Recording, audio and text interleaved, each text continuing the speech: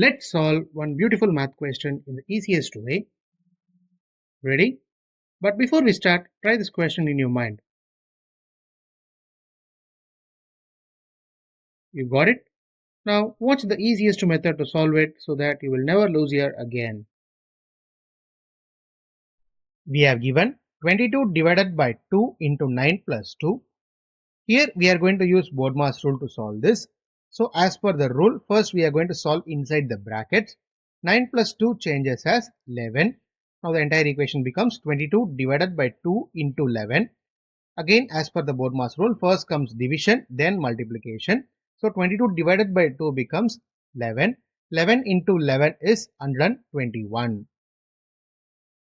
Therefore, the solution of 22 divided by 2 into 9 plus 2 is 121. Hope you guys understood this concept and enjoyed my video.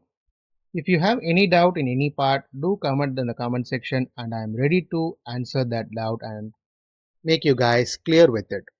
Do share this to your friends and challenge them to solve before watching the video and ask them to comment in the comment section if they did it so. Thank you friends. Do subscribe my channel for more interesting videos like this and we will meet in a new video soon.